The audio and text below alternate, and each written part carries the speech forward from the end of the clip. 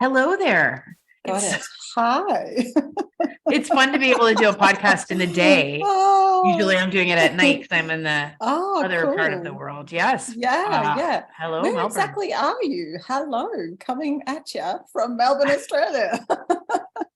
Oh, I'm in Abu Dhabi. Okay, cool. Yeah, Yeah, so I'm in the excellent, middle. excellent. Yeah, I'm in the middle of Amazing. the world. Mhm. How did you get to Abu Dhabi? Uh, well, I was 37 and I'd always wanted to work overseas, but I didn't know it. Like I always had a Oh, yearning, but I didn't think I had the yes, nerve or anything. And I had yes, one or yes. two people from my city went and they were, war correspondents. I was like, I would have Oh, liked to yeah. have. Um, but then I broke up with a guy, and then I heard that they were launching this newspaper. The Crown Prince was launching this newspaper and recruiting journalists from all over the world. And I was like, whoa, that sounds interesting. So before I knew Wow. it, I'd sold my condo and I had 5 suitcases. I don't know how it happened in Oh about my three, God, four that's months. fantastic. I love that Yeah. Abu Dhabi has has an outlet called the Crown Prince. Of course they do. Yeah. No, and he's the Crown Prince, like he's the ruler. So the ruler was like, Exactly. yeah. And he went and he wanted a newspaper and I worked there for So 9 years. funny. I went for one, but Awesome. Awesome. Awesome. I love it. wonderful Yeah, I adventure. came here on a holiday and yeah, and that was in 2000 and I'm still here. I was So like, yeah, you yeah, I'll be there for a little bit. Yeah. Those are the best decisions though, because I found Oh it my was like such God. an easy Yeah. decision to make that Yeah. coming here, I was like, yep, I'm doing that. Yeah. And nothing Yeah. anyone would tell me would change. Like my Yeah. brother said, it's Yeah. 55 degrees there in the summer. I'm like, doesn't matter. Yeah. Yeah. I don't mind. I'm gonna try it out. Right. Yeah. Yeah. Okay. So I came across you on social media and there's a million people talking about menopause and perimenopause on social Oh media, but you gosh. really stuck out Yes. to me because you're so measured and calm and reasonable. And I think you made a video about being smashed and tired with thyroid problems, which Mm, ended up mm, being what I mm, have is mm, thyroid problems. And that was how I mhm, was mhm, feeling that mhm, day. So mhm, I'm like, mhm. she's Yeah. speaking to Yeah. me. But Yeah. yeah, Thyroid you're horse. Mm, really mm. reasonable. You're a very Yeah. reasonable person. So how did you get into, you're going through this now yourself. So let's just talk about how you got Yeah. into it. Yeah. And Yeah. what your 47 practice this is year and in the thick like. of perimenopause, baby. Yeah. It's not so bad. It's not so bad if you do a few things right. Right, You right, know? right. Yeah. Yeah. So you see women in your clinic going through perimenopause and you have for years. Yeah. Yeah, I have. What, Um, what started it all? well, basically, I think we were saying just before that it turns out, and like I said, I've never advertised this and I've never really, I didn't really know it until somebody pointed it out to me. She was like, "You're the end of the line." And I was like, "Yeah, I'm the end of the line. That's what happens." So basically I see all the crazy things, or I see all the things that people can't resolve with normal measures or with the things that you would usually do. Like if you kind of go, "Oh, something's not quite right. I'm going to go and speak to the doctor about this." Mhm. And then you kind of go home and you may be dismissed, not always, Mhm. but you may be. A lot of women talk about the head tilt. They sort of talk about oh, that's about right for your age, love. And I tested it Right. out myself quite a few times. And any woman that would be listening to this podcast between the ages of, let's just say, 35 might be a bit young, I'm not sure, but maybe between the ages of 35 and 65 may have at some point experienced the head tilt. If you haven't, you're very lucky. Okay. But I have tried that out myself. I've gone in going, "Oh, hey, I've got this sort of weight around the middle," and I've done a bit of a social experiment, which I like to do from time to time. And I Mhm. also got the head tilt, and mostly, and actually very recently, I got like, "Oh, we don't know what's going on at all." We Yeah. know nothing between your fertile years and menopause, and I'm like, Right. really? So what happens in the middle? Yeah. Yeah, yeah. So so I ended up, end of the line practitioner, and I often see the things that are unable to be resolved in Mhm. orthodox sort of models or your sort of first touch points. So I ended up with a whole clinic full of perimenopausal women, which I really resonated with because of my own health journey. So my own health journey was, well, you kind of have to, like I said to you before too, nothing in isolation, right? Okay. So no one's health picture in isolation. So not perimenopause, but Anne Marie. And like, how old is Anne-Marie? Mhm. What sort of past exposures have you had to toxic substances? What sort of past infections have you had? What has troubled you in the past? Do you have a history of, cardiovascular disease risk or cancer? Or like, we have to look at the whole picture and then go, oh, actually, and you happen to be, how old are you, Anne-Marie? I almost forgot. 52, almost 53. Okay, so Anne-Marie's 52, 53, and are you still cycling? Yeah, I'm 6 months. I've gone 6 months Without a without. cycle? Mhm. Okay, all right. So you're on the precipice, but watch out because it'll come back. I know. But let's just say you're perimenopausal, right? So we kind of Yep. go like, oh, okay, so we don't have an official menopause diagnosis because that's only one day, right? Yeah. The 12 months after the cessation of the bleed. And then we go, oh, so there's that as well. And we know what happens there biochemically too. So that in conjunction with, right, all of these other things that we should potentially investigate if you are worth your weight in salt as a practitioner in the first place. Yeah. Does that make sense? Yeah, totally. And so Yeah. what are those things when the women come? Because my concern has always been and just my own health journey, there are so many things masquerading Yes. as other things that Yes. and I'm not a medical person, but I'm like, how do you know Yes. for sure that person Yes. doesn't have a fatty liver or that person doesn't have a thyroid condition? Exactly. You And what test. happens when you prescribe hormone therapy to Yeah. someone Yeah. who has can you answer all those things? Yeah. Yeah. Okay. So literally this afternoon, I sent some blood work to a patient. So let me have a look. So what is it that, and this was an initial consultation. So we're doing all the basics. And she's come in with, quite a perimenopausal. I mean, you do cover peri and menopause. So, she is in that perimenopausal framework. Right. Statistically, and she's kind of having a lot of the issues that we would potentially have at that time.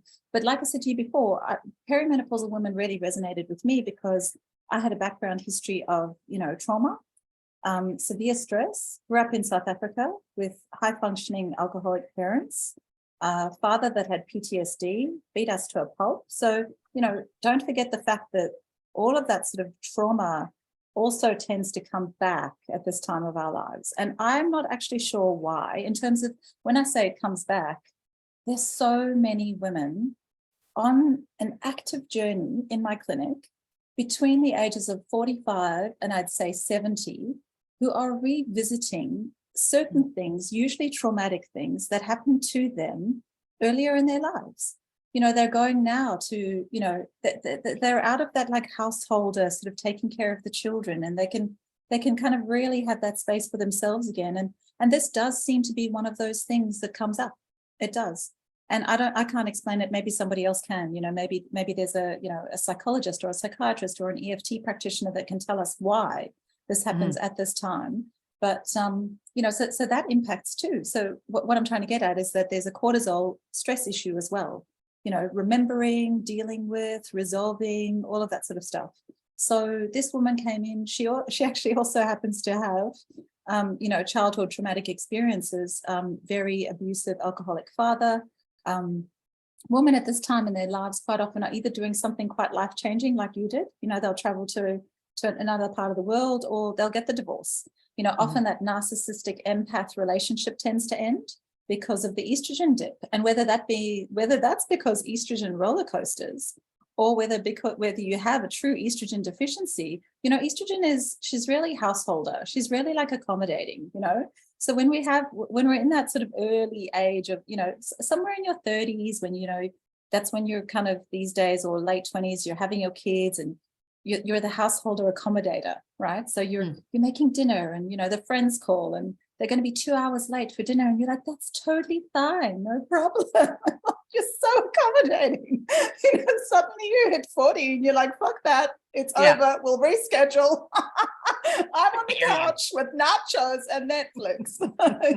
So estrogen is not as accommodating. When she starts to dip, you're not as accommodating anymore.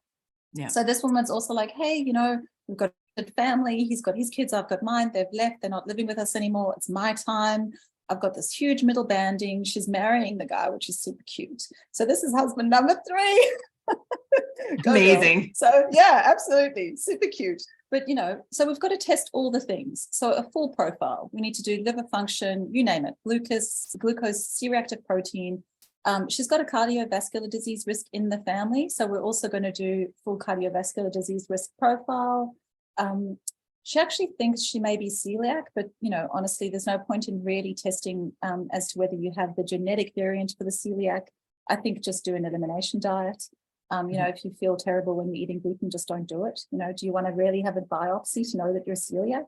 I know for a fact that gluten is my poison, and I still eat it from time to time because I'm human, And even if I tell people I'm celiac, I'll come across it in a restaurant anyway, right? Mm-hmm. So you need to establish some kind of first aid kits for a gluten attack, if that is you. And there's some really great DPP-IV digestive enzymes that can help you get that gluten out of the small intestine. But keeping in mind that it does take 3 months to get out of there. So we're testing the MTHFR gene polymorphism for her because she does have that cardiovascular disease risk, and then a full thyroid profile. She's exhausted, and she really is. She's exhausted after a full night's sleep, and she's got that middle banding and that tuck shop arm presentation. So a complete thyroid panel, TSH, free T3, free T4, reverse T3, and the thyroid antibodies.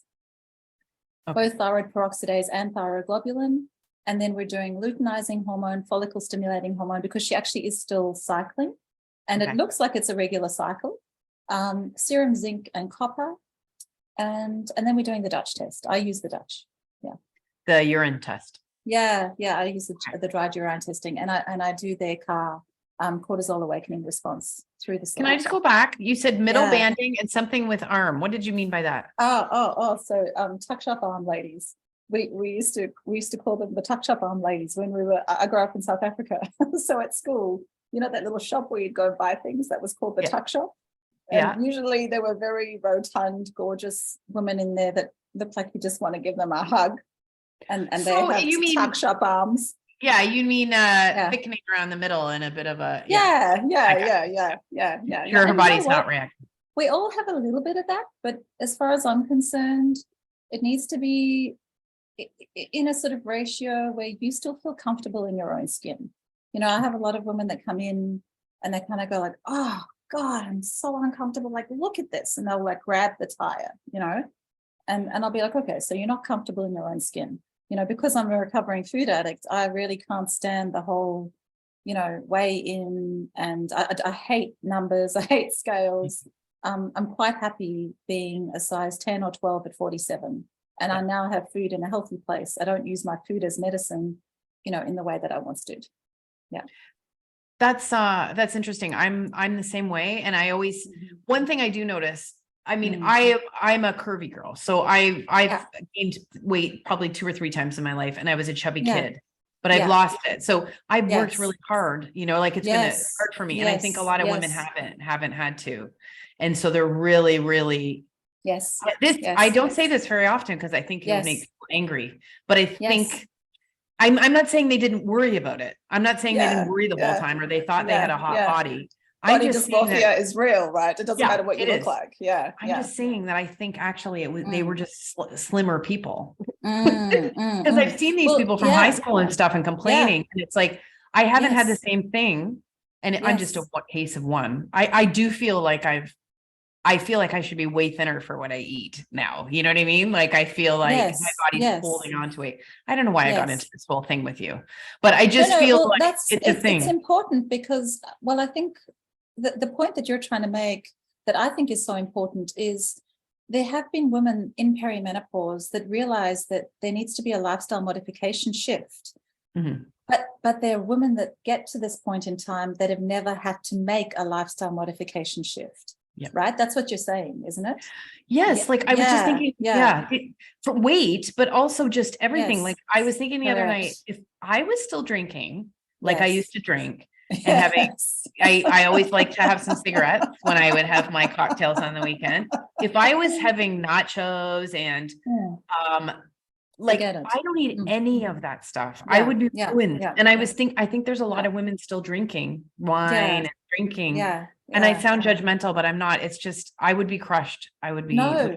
Look, and I mean, full disclosure, I love a margarita, right? And I love red wine with a steak in the wintertime. Yep. And I do drink, but I don't drink every night. And if I did, I would feel pretty lousy. And I'm here to tell you that the women that come into my clinic that are drinking on a regular basis and then sort of peter it back, the comment is always like, oh my God, I had no idea how shit I felt. And I had no idea the power of the plate. I had no idea how much power that alcohol and the food actually had in terms of making me feel incredible. So literally before you've even got to hormone balancing, when women clean up their diets and they heal, seal, and repair their guts, they're like 50% there. Some women are like, you know what, I'm good now. I'll see ya. You guys I'll come back. You guys on the integrative, naturopathic, traditional Chinese medicine, always say this. You say 50% clear up. Absolutely. And I understand, because me too. Like that's yes. but it's on the mainstream side. Yes. It's like you need hormone therapy, and why are we preventing the hormone therapy? But we'll get into that. It's just that that that's the first line for you, right? Like that's the first. Well, let's just talk about that in relation to hormone therapy. The gastrointestinal tract is controlled by the microbiome, right? So the microbiome are the good and the bad bacteria. They need to be within range. The good guys need to be kind of controlling the place, sort of like the police force, right? And the bad guys are always going to be there, makes the city interesting. But you need to keep them relative to one another. And if you've ever experienced a time in your life where they haven't been, if you've had Helicobacter pylori or SIBO, you know about it. I have. And, can you imagine having an issue with your hormones and having that at the same time? And keeping in mind that there's this special microbiome. And when I talk about the microbiome, and when we talk about the gut in functional medicine and traditional Chinese medicine and naturopathy, what we're talking about too is our detoxification pathways. So we're talking about the liver and the large intestine. So you want your detoxification pathways to be working beautifully, because the reason why, talking about that alcohol piece as well, like, the lymphatic system needs to detoxify overnight. Your brain needs to detoxify. Everything needs to detoxify. Can you imagine if the sewerage in your home is blocked up? And don't forget, we're still ancient beings. So whatever we put in our mouths, the body is going to protect you from first. So the body sees alcohol as a toxin. So for example, the body goes, oh shit, we've got to get rid of this stuff first. So if there are any endogenous toxins, which there always are on a regular basis, because we have cells dying in our bodies all the time, they have to go on hold. And that includes things like estrogen. So the estrobolome, which is the part of the microbiome that detoxifies estrogen, for example, can get blocked up. And you don't want excess estrogen recircling your system, because estrogen can be a real troublemaker, particularly when she isn't being controlled beautifully by progesterone, which is what happens in perimenopause. Right, because the estrogen is rising and falling and the progesterone is falling. How do you find out if that... Progesterone takes a massive dive. So this is why I talk about the roller coaster, right? Because progesterone takes this massive dive to begin with, and she just keeps going, right? She doesn't really come back up, unfortunately, because we love her. Progesterone is kind of like, she's like the sisterhood. She's like really got your back. She's cool and she's calm and she's collected and she sleeps and she's like fat in the right places, and she's the body composition hormone. So you've got your waist, and so she's really well behaved. And estrogen, on the other hand, particularly when she's not controlled by progesterone. So progesterone's kind of that friend that says, hey, don't treat her like that. Whereas estrogen can be short to fuse and she can be snappy and she slams the door on the way out, right? And she can be really aggro, like excess estrogen can be really aggro. So she can be like, honey, could you take the bin out? And then I told you not to take the bin out. So, and the mum aggro, like, kids clean up your room. And then the next minute the mothers come into my clinic and they go like, I just lose it. I just lose my shit. That's the aggro that we're talking about in perimenopause, And that's actually that can be a B5 deficiency. It can be an adrenal deficiency. That's where the adrenals come in too, right? Because as we're going from this ovarian production of hormones to an adrenal production of hormones, if what you did previously in your life is going to come back and haunt you because you were so stressed or so exhausted or pushing so hard, the adrenals are going to need a lot of loving from you in order to take over from those ovaries in a really beautiful way. Okay. Does that make sense? Yeah, it really does. And okay, so there's that part of it. If you've stressed out, maxed out your adrenals, and I think this is what's Yeah. happening. Do you think this is what's happening with a lot of women that are hitting their 40s, is that they've just pounded and burned? Yeah. Oh, Yeah. yeah. And you know what happens is initially when we don't know what's happening, and it even happens to those of us that should know what's happening, because I was in denial when I was 42, because you were going to say, like, you know, how are you going with perimenopause?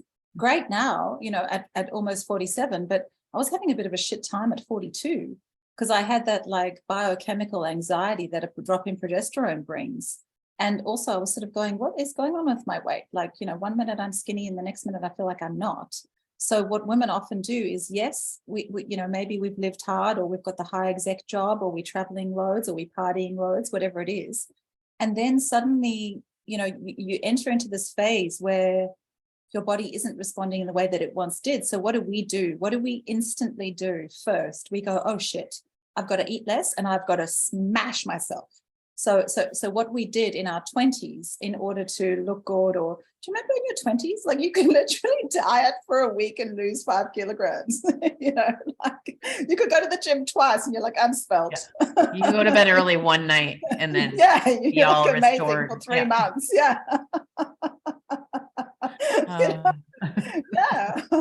I mean, I remember in my 20s not sleeping and go to work the next day and being like, oh, that was totally fine. Now, if I don't sleep, I can't go to work the next day. So I better bloody sleep today. Die. Oh my God. Yeah. I remember at Mm. 18, I went out and partied, and then I was folding sweatshirts at the mall.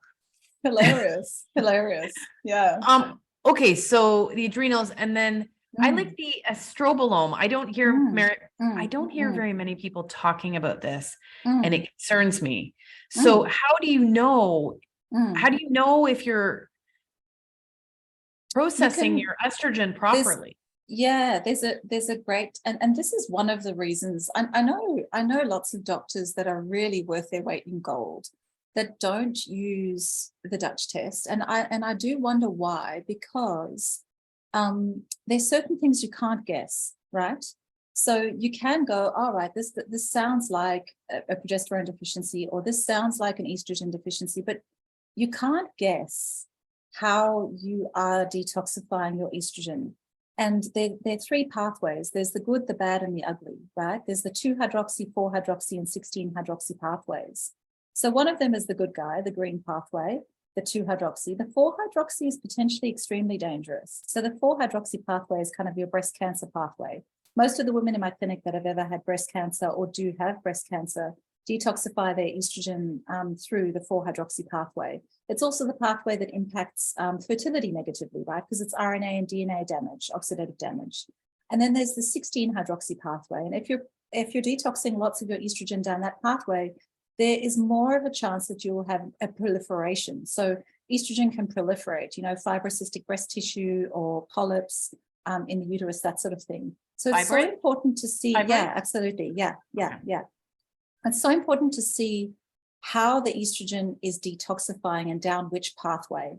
And then that way you can kind of go, all right, so I can see phase 1 methylation. And then in the Dutch test, you can also see phase 2. And you can sort of start to picture and put together how your patient is detoxifying. And you can support those detox pathways. But I don't do any hormone balancing before I do the gut work, because I want to bullseye treatment. So, you know, if I have a woman work with me for 4 weeks and clean up her gut, as soon as I get her Dutch test back, I can help her with her hormones without worrying about the detoxification pathway. Okay. Does that make sense? Yeah. Yes. Why though? Because does it change how she's, if her gut is cleaned up, does it change how she detoxifies estrogen? Yes. So the estrobolome is part of that kind of detoxification pathway that I talk about, that sewerage pathway, right? So you've got a house, and then you've got all the pipes that are leading to the sewerage, right?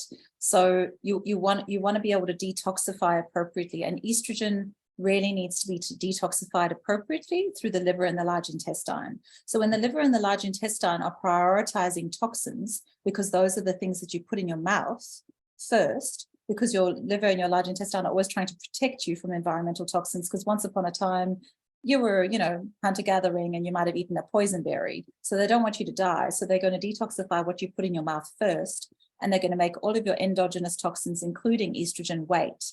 And that's when we can get that recirculation of estrogen back through the system, causing all of the crazy kind of symptoms that she does, and potentially start to just kind of store herself in the gut and in the tuck shop arms. But don't forget, when you are eating like that or drinking like that too, you're impacting insulin. So again, nothing in isolation. So estrobolome, gut health, glucose, insulin. So where is that middle banding coming from? Is it an estrogen excess picture, or is it an insulin resistance picture caused by what you're eating and drinking? It's probably both, or not, but let's test and find out. Right. So when I hear you talking, I always feel like I'm a little bit crazy, because I've interviewed doctors, like people like you over the years, but I feel crazy because I've had some conversations on social media, and you'll hear doctors on social media saying, if your doctor orders the Dutch test, get a new doctor. Oh, wow. I know one time I said, because I had adrenal exhaustion or fatigue or whatever 10 years ago. And I said, when I first started, I said I had adrenal fatigue, but so many people are saying adrenal fatigue doesn't exist. There was an article in the New York Times, and this doctor said to me, I'll explain it to you. Like she wrote, I'll explain. And I just, what you're saying makes so much sense, but there's a whole school of thought that doesn't pay any attention. And how can that be? Look, Isn't that dangerous? Well, it can be dangerous. I mean, I have supported patients in my clinic that have, there's a med malpractice patient in my clinic at the moment who was given an estrogen patch by a male gynecologist who didn't test her hormones at all. And I'm not saying that you can't test hormones in blood, but I do both, right? Because in the blood, you don't see that three-dimensional picture.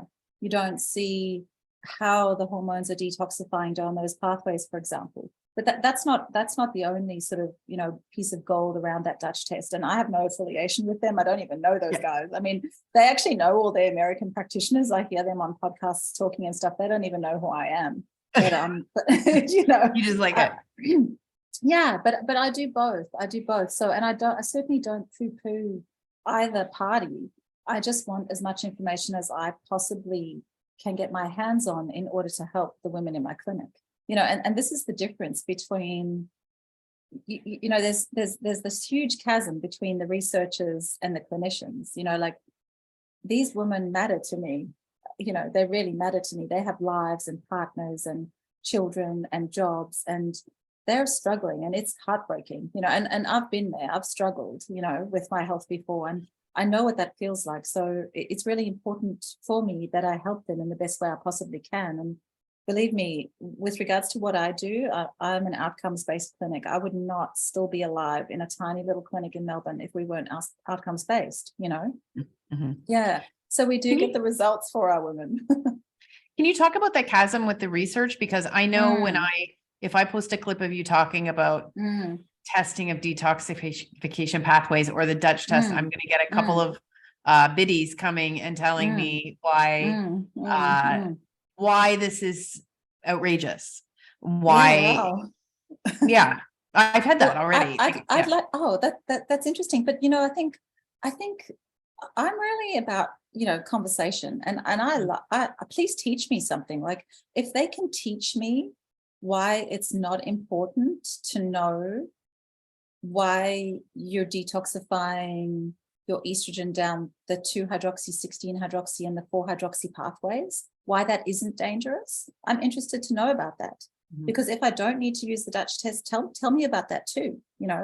This is, you kind of don't know what you don't know. So if they know that it's a fact that you don't need to detoxify, or that you don't need to know that you're detoxifying estrogen down a dangerous pathway potentially, and that it's okay to give a woman an estrogen patch prior to testing just because she's 50, then I want to know about it.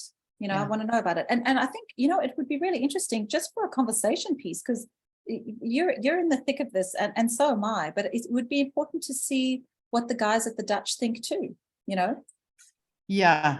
Well, they would be brilliant to interview for you potentially. Yeah, I think I would like to. I'll really get in trouble if I do that, but I don't mind. But interview the guys that are only into bloods too, and let's all get to the bottom of this. Yeah, because I know doctors are like, I don't use the blood test, the Dutch test, because you just said you like to use it. Mm, You could probably do mm, without it. mm, But mm. where I'm interested in Mm. is we know that the research is way behind. We know menopause and Yes. perimenopause is like Yes. vastly, I don't even know if perimenopause is Yes. studied at all. And so the argument is always that there's no Mm, science to back up the Dutch test. But mm, to me, mm, that's like mm, an argument that mm, doesn't work because mm, there isn't any science because no one's gonna like there's some studies that they've done, mhm. but you're criticizing the absence of something that there couldn't be yet, I guess is what. Well, potentially it's not in the textbook. And I know I have lots of patients come into me that have been on pharmaceutical medication. And if the side effect that they're experiencing is not in the textbook, it's impossible. Mm, So even if you have a human being sitting in front of you telling you that something is happening to them, so yeah. it's really tricky. I think this is about a conversation, and I think at the end of the day it has to resonate with you, but I don't think that you can poo-poo someone else's science. No. Well, and this is why people end up coming to you because they're going around to other doctors, right? And not able to get an answer. I am curious if you have some of these problems that women our age are so vulnerable for, like fatty liver. The 1/3 of people have a fatty liver, thyroid problems, gut issues. Yeah. If you are testing for all of those and you Yes. then put someone on hormone therapy, what like Yes. are they going to feel? But they must be feeling better. But I'm just worried about I can tell those you that I issues in the have lots background. of women. Yeah, I can tell you that I have lots of women that come to me on what looks like a beautiful hormone replacement therapy prescription, from from a doctor that's, worth their weight in salt. Absolutely. Somebody that's able to prescribe progesterone and estrogen. I had a woman last week who came into my clinic, and she was on a very low dose of oral micronized progesterone with an estrogen patch. It looked perfect for her age. She'd been through IVF. She'd gone into early menopause, but she is still exhausted. We've just got the blood tests back, and there's a thyroid issue that's being ignored, and there's an insulin resistance issue that's being ignored. And she's actually recently started dating again, and she's been seeing this guy for 2 years, and they've been basically eating, what do you call it, like Uber Eats, like every time she's at his place. So she's put Right. on like 8 kilos in 2 years because of, Right. the bad lifestyle modifications that she's adopted. So, we do need to kind of clean up, her diet and address the thyroid issue, and then address the insulin resistance. So those things don't magically disappear just because you're on hormone replacement therapy. Well, don't they get worse? Maybe. Well, do they get worse? I can't Sometimes say for because sure. I don't know. no, because there's a I lot can't of say for sure. Yeah. But I can say that this woman is, I think she even rated her health at a 4 out of 10. And oh dear. she rated her health at a 4 out of 10. And if you look at it from a case study perspective, she should be feeling great. If you look at the hormone replacement in isolation, Right. yeah. So I think what I'm hearing is that if you've gone in hormone therapy and it's still not doing it for you, and you hear a lot of women are going, I see this on social media so much.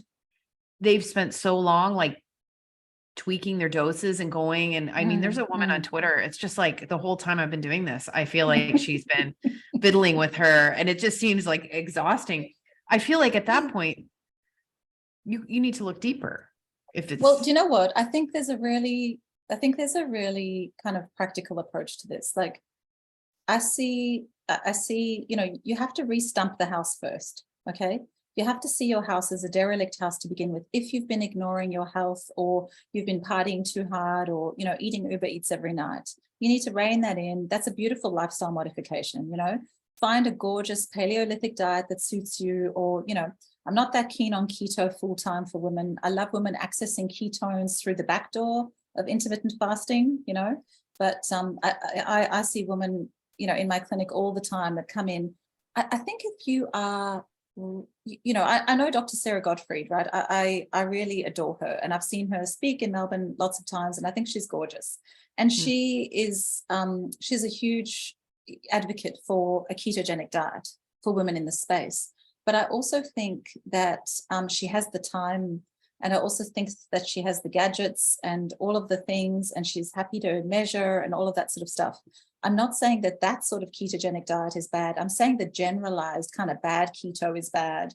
And women that kind of follow health coaches on Facebook can quite often get themselves into big trouble with the ketogenic diet. And they often come into my clinic with, you know, they're losing their hair. They did the ketogenic diet, but now they've put on 10 kilos. They lost 6 and they've put on 10. So they put on the 6 that they lost and the additional 4 because it's unsustainable and they can't eat like that forever with the kids and the family. So, you know, 3 cups of green, 1 cup of color, 200 grams of high quality protein, somewhere between 2 and 3 times a day. And when I mean high quality protein, I mean like, you know, 2 palms. You know, you can never have enough protein. If you start your day with protein or collagen, you know, in your ketogenic beverage, you're going to bring down that insulin resistance. Just stay away from the alcohol, stay away from the baked goods, you know. But as far as I'm concerned, in our modern lifestyles and in my life, I can speak about my life, I don't want to go from being a recovering food addict and having an eating disorder to being orthorexic and eating the perfect diet, right? Because there's so many doctors in my space who seem orthorexic to me. You know, I'm like, whoa, do you ever have anything other than an organic quinoa bowl? Like, I'm worried. I was just speaking about this with my friend here in Abu Dhabi, because I run a healthy, Live Healthy. It's a website, a platform for health and wellness.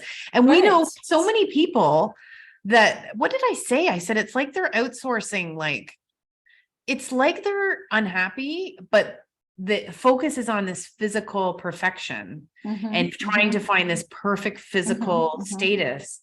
But it's like through food, it's orthorexia. It has to be like when you're just trying to have every bite be like pristine. Perfect. I went to an amazing workshop with this woman, Marisa Peer, who is like rapid transformational therapy last week. Who does she work with? Vishen Lakhani. She was at Mind Valley. Mind Valley, that's right. Yeah. She's actually going to move here, but I've cool. always loved her, and she was in Dubai, so I toddled up there, and then I was just eating something after. They have this beautiful cafe, and there were 4 girls from the workshop. I mean, it was the most mind-expanding, beautiful workshop, and they spent an hour talking about like this level of like, well, my trainer says that if you eat this many calories, and my trainer says this, and like these things, you know, all this stuff. That's toxic and this is toxic and you really should have those. I was so tired and sad about it. Like, I personally, I don't want to live like that. I don't want to weigh things. I don't want to, you know, I believe in an 80-20. I believe in an 80-20 lifestyle. And honestly, I mean, you know, I'm sure there'd be some people that are like, oh, you're too fat. You know, because there's always somebody that's going to think you're too fat, and there's going to be somebody that thinks you're too skinny, right? So, you know, but not very many people think that about me. At 47 years old, if I can fit into size 10 jeans, I'm doing okay, you know.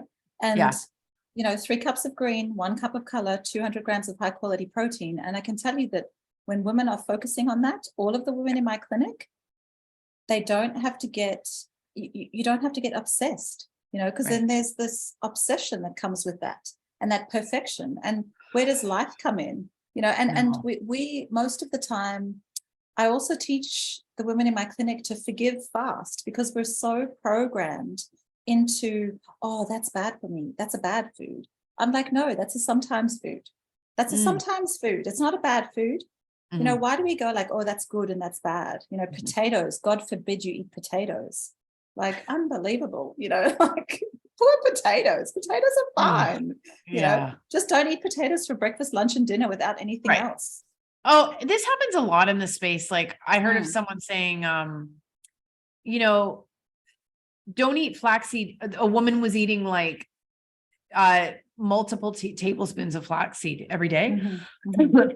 She was eating like half a cup of flax seeds a day. And I was, and then she had some health problem from it. And I was like, well, that's too many flax seeds. Anyone can tell that's too many. You know, these people that hear, as a hunter-gatherer, that we would have been able to get that many flax seeds in one go. You know, right? Where would we have got them from? Yeah. Someone pitched me a story the other day about oxalate poisoning, which you can get from eating too much kale. And it's this person has become an expert in oxalate poisoning. And I thought to myself, I don't want to interview that person who just went and ate a whole bunch of kale. Yeah. I don't know. Yeah, no, Like, kale's not fun. no, Kale's not I fun at mean, the best of times. we all thought this was, okay. So if you get everything sorted and the Mhm. person is still struggling and Mhm. it maybe is time for hormone therapy, what's Yeah. that look? What's that look like?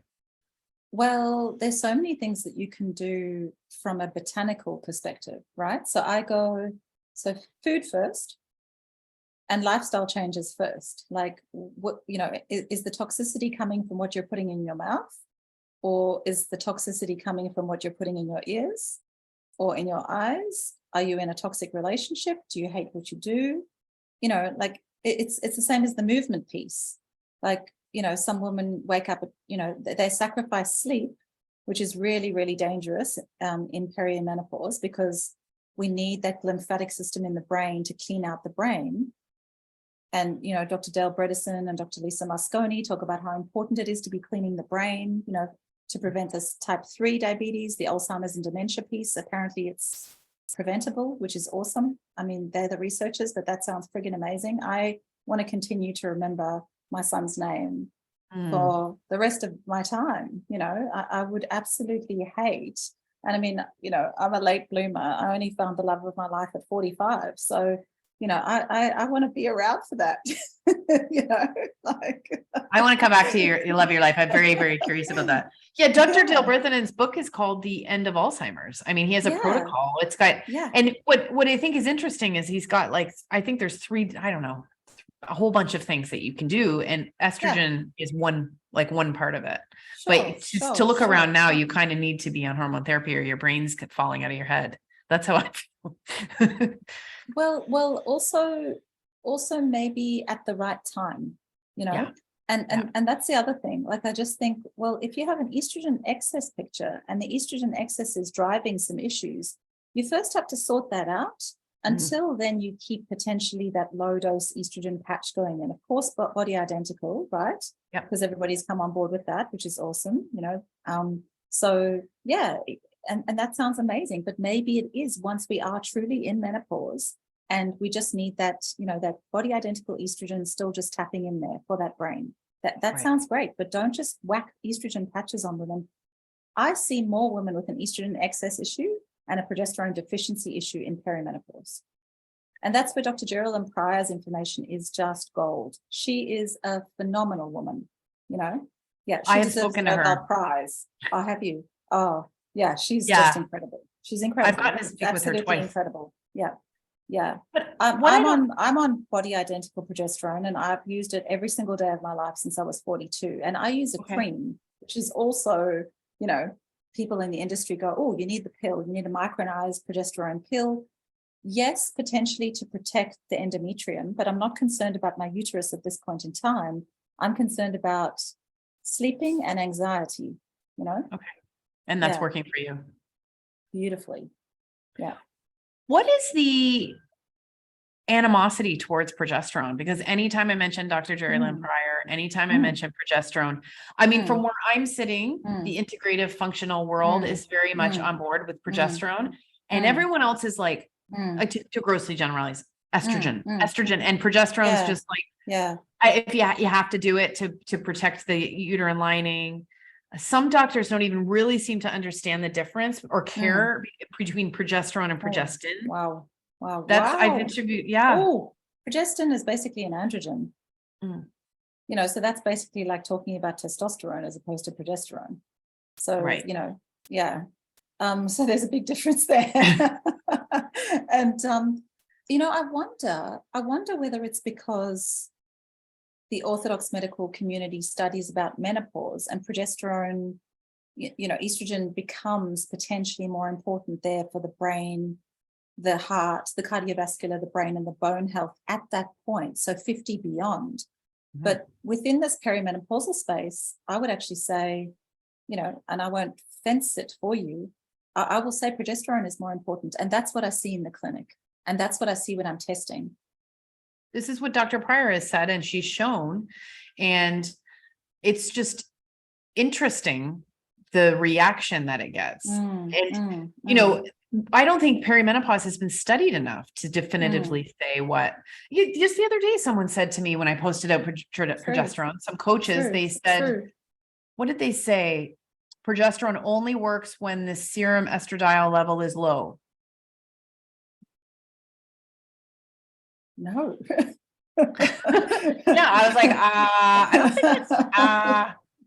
I don't think that's true. They said, despite what NAM says and Dr. Pryor says, I'm like, okay, well, whatever. Wow. I just feel like it's one of those things that we're too early in research, and you have to rely on the clinical, like for a hot flash, I always do experience, evidence, and experts, because we don't have enough information. Like it's, but isn't that medicine? Isn't that medicine by and large? Isn't that medicine by and large?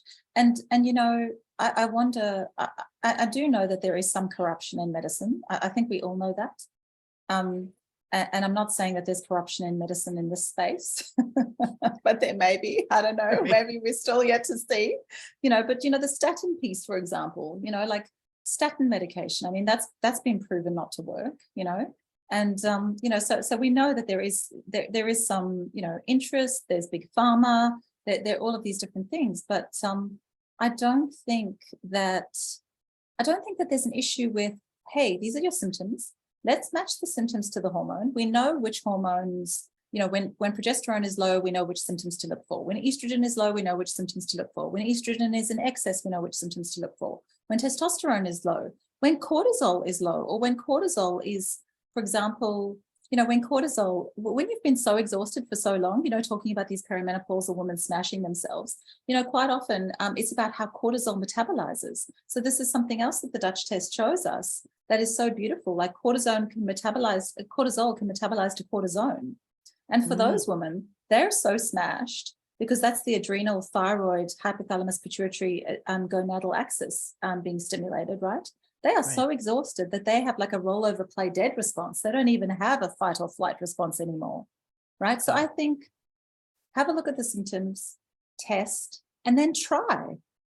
So if you were to try progesterone, and I'm not saying that you have to try cream, and I'm not saying that you have to try micronized progesterone. I think that this is where that intuitive, instinctual piece has to come in for women too. I think you have to go, you know what, that doesn't quite sit right for me. I have women that come into the clinic and they kind of go, I don't want to do, HRT. And I'm like, hey, that's been disproven. It's not necessarily going to kill you as long as you can find a doctor that can prescribe beautifully in conjunction with your symptoms and your testing. I think you're going to be okay if you need it.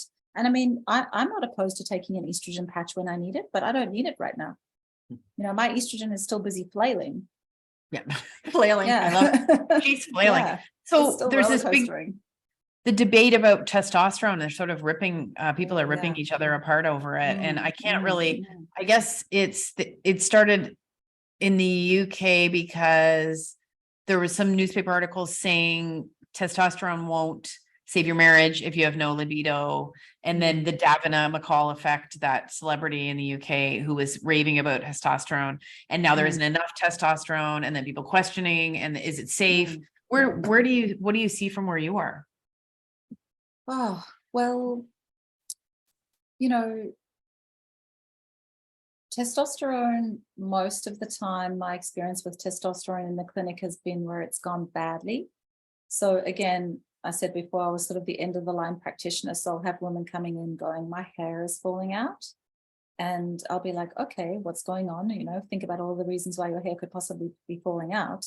And then I say, so, are you taking any supplementation, or are you on anything at the moment? And quite often they're on testosterone. And then we do some testing, and there are two pathways where you can detoxify testosterone. There's the alpha hydroxy pathway and the alpha beta hydroxy pathway, right? So the 5-alpha hydroxy pathway, that is the female pattern baldness pathway. And if you are taking testosterone and you're taking it too highly and you are detoxifying it down the 5-alpha hydroxy pathway, you're going to have female pattern baldness that is exacerbated by testosterone. Okay. Testosterone also aromatases to estrogen. So if you have an estrogen excess picture, testosterone might not be for you, right? But don't forget that there's so many other issues with regards to libido. Like libido isn't just about testosterone or progesterone or estrogen. Again, nothing in isolation. But, if you have a true testosterone deficiency, and your estrogen is not in excess, and you do not detoxify your testosterone down the 5-alpha hydroxy pathway, it may be okay for you. You know, but I don't think it's going to be everything.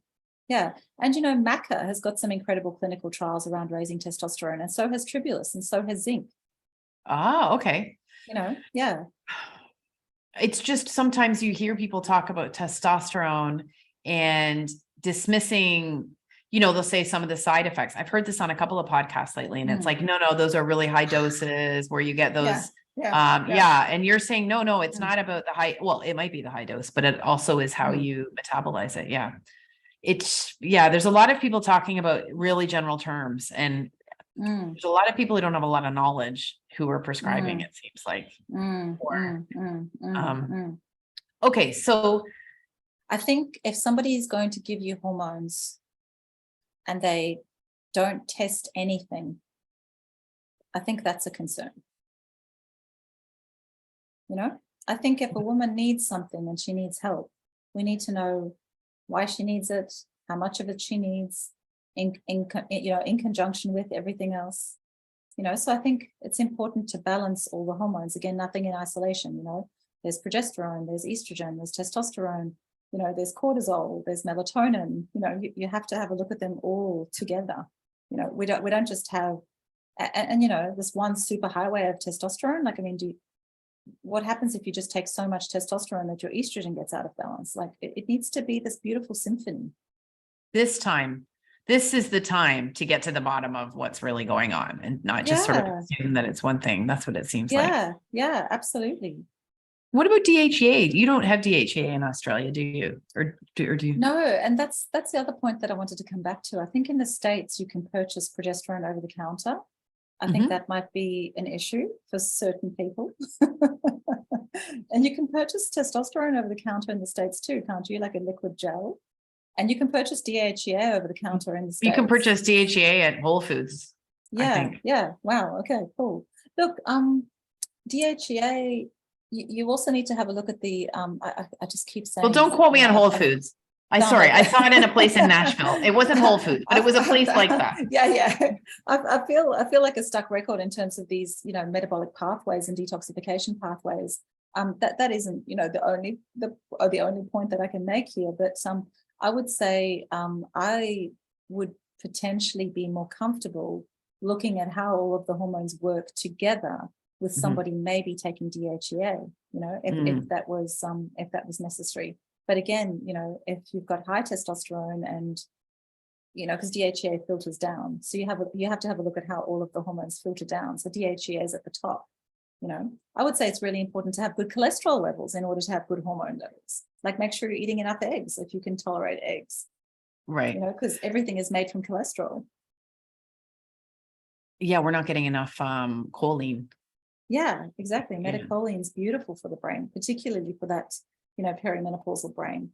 We need to keep that brain nice and you know, it needs to have loads of fat anyway. You know, Dr. Dale Bredeson's book is probably, I mean, I don't know what he prescribes in there, but you know, omegas, you know, your brain needs fat, your brain needs magnesium, your brain needs zinc, it needs all the trace minerals.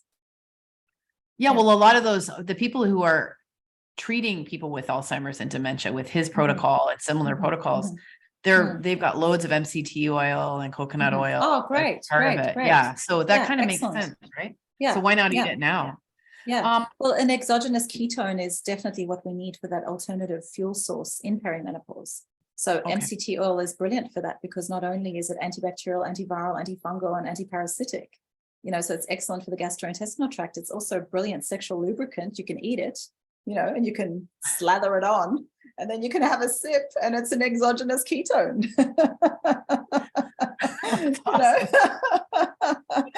Never hear anyone mentioning is all of the stuff that we've taken and all the stuff that we continue to take to when we don't feel well, all the acetaminophen and the, I don't know what you call it, ibuprofen and the birth control pill and the antidepressants and the anti-anxiety and the Pepcid AC and the Rolaids and all the stuff we pop, Gravol. Do you have that?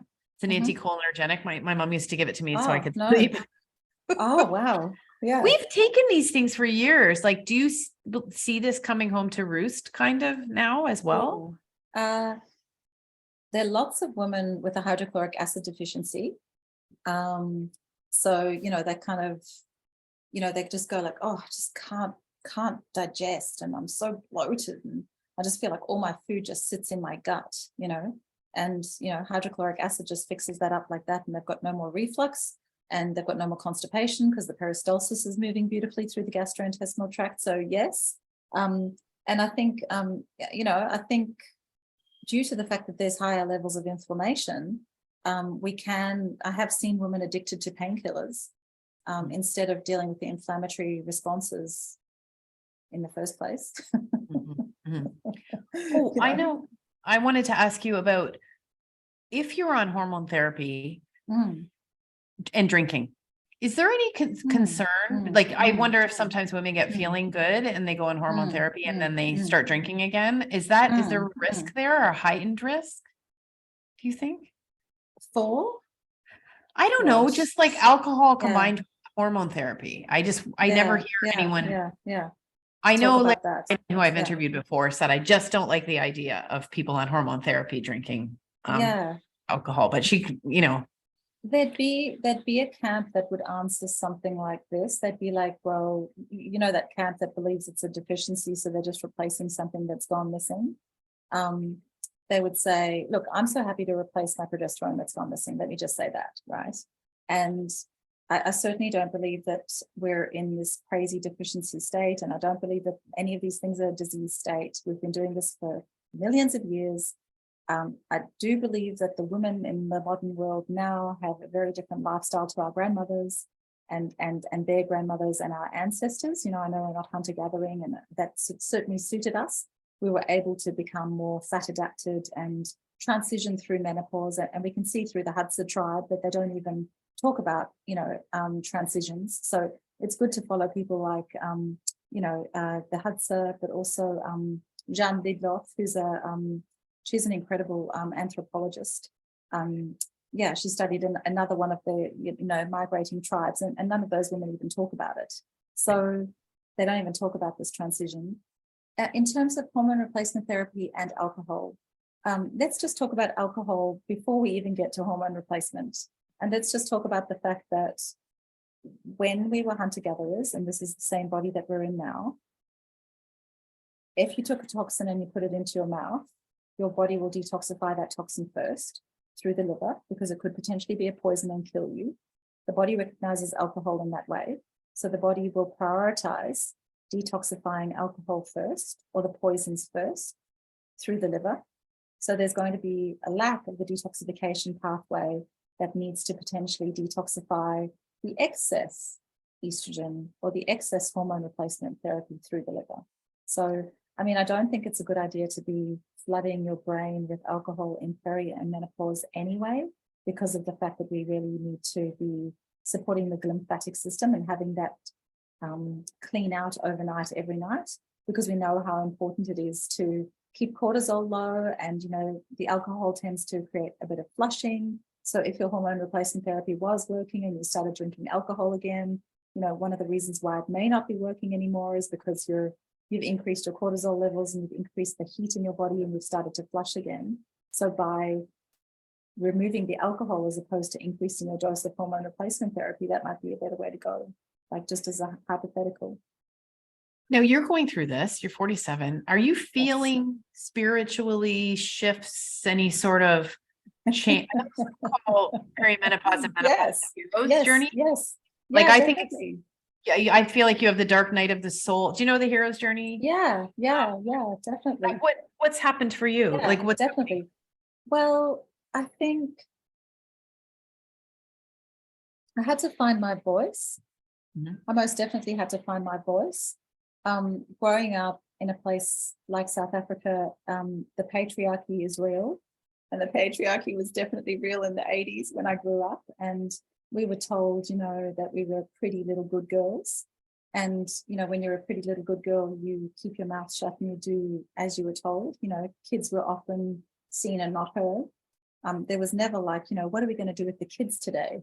There was never like, we're going to take the kids to the park. Our parents were having a great time and we were asleep in the back seat of the car, like being pretty little good girls in our dresses and don't complain when we wake you up at 3 o'clock in the morning and put you back into your bed, right? And you'll get beaten to a pulp for being, cheeky, like, my God forbid you were like a little bit cheeky as a kid.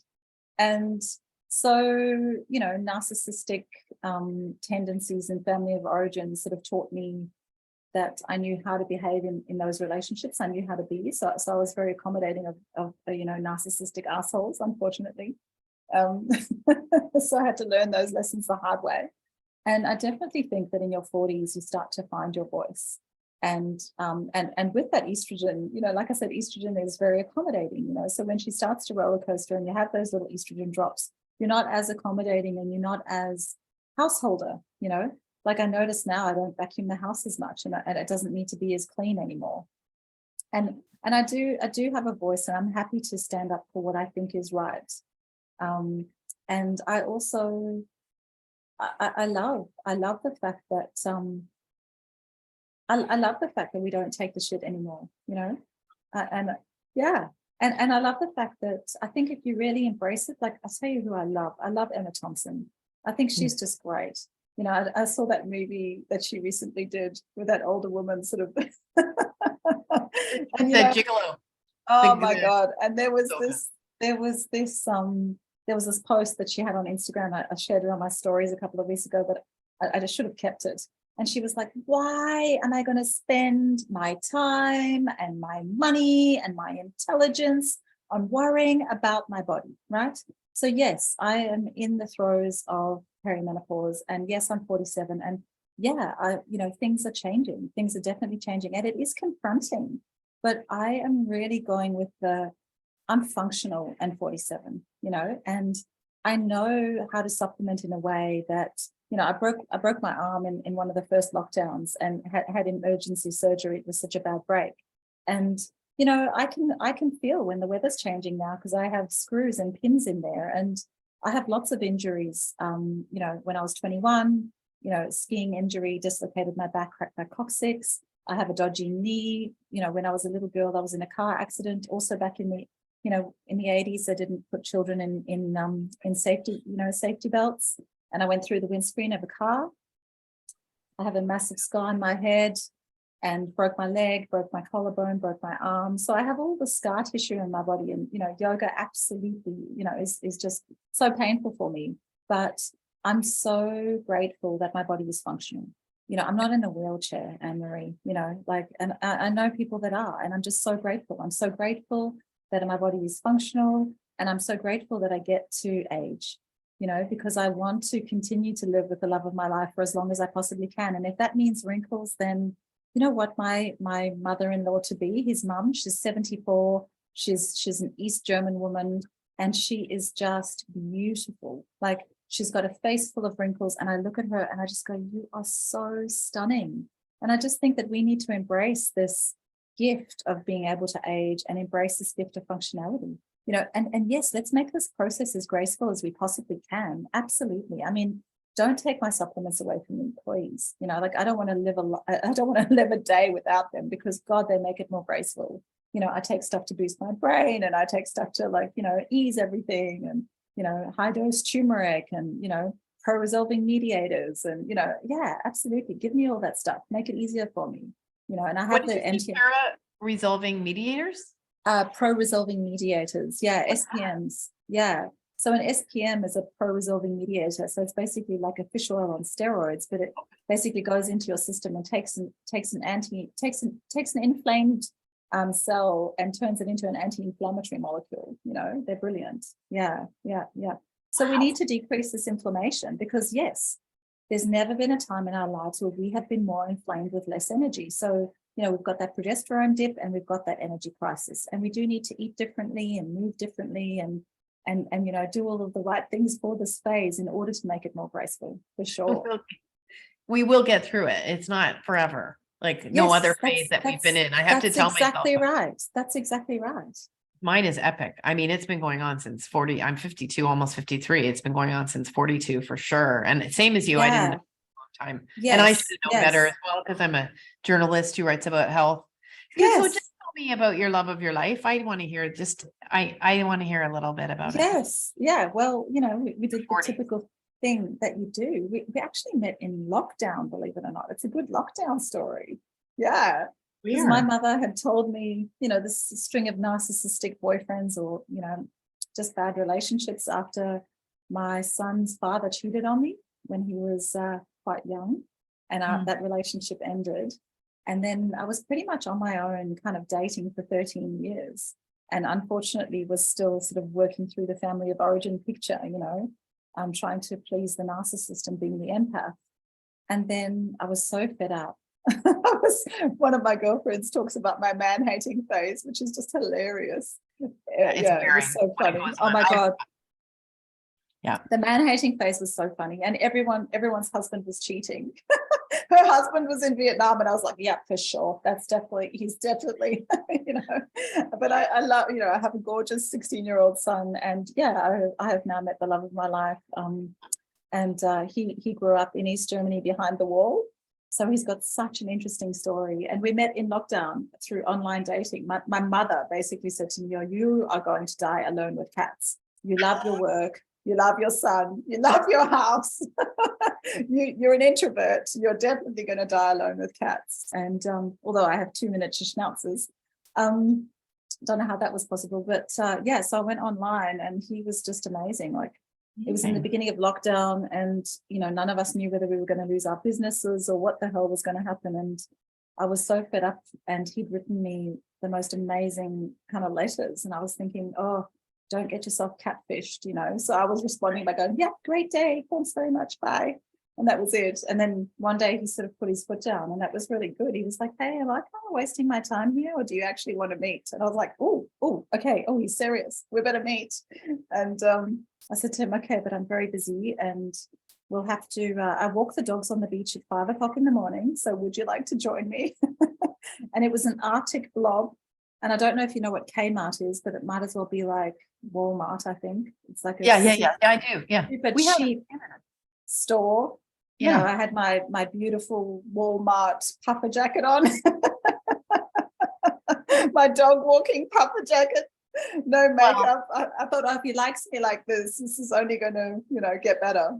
No, I understand. I also have spent a lot of time single and dating, and like, you don't want to, at the end, you don't want to expend too much. I live in a building that has some coffee shops. So I would just get people to come. I wouldn't tell them I live here, but I would just excellent. All I have to do is go down in the elevator, Excellent. Yeah. Amazing. And we just walked on the beach for months and months and months and months and months. Yeah. I love it. Yeah, it was really cool. Oh. Yeah. Well, I think your outlook is just great. I'm so happy and grateful for you online, because whenever I see you talking, I'm like, oh. That's how I feel. Like I can breathe. Awesome. Look, I think that if your focus is vitality, it doesn't actually matter whether you're in perimenopause or menopause, right? The hormones come into play as well. It needs to be a full holistic picture, in synergy, all the things, thyroid, cortisol, melatonin, sleep, food, movement, you name it. It's all the things. Yeah. There's not just one magic bullet, one magic pill. It's not like, oh, you feel lousy. Let's just pop on some progesterone, estrogen, and testosterone, and you're going to be cured. I'm telling you that women come into my clinic every day with beautiful biochemical, bioidentical, body identical, whatever you want to call it, hormone replacement therapy, and they're still struggling. Yeah. Okay. Well, where can people find you? On Instagram, you're the Holland Clinic on Instagram. Yeah. Where else? And just that's it. Instagram and our I think we are on Facebook as well. I don't really, Facebook's hard to use, I think. Instagram's a bit more fun. And the website, so it's just www.thehollandclinic.com. I'm Dr. Kirstey Holland. Pretty easy to find. Yeah. That's amazing. I'm so glad to connect with you. We've had a few. So lovely to connect with you too. Thank you. Absolute pleasure. Reach out anytime. Okay, that was amazing.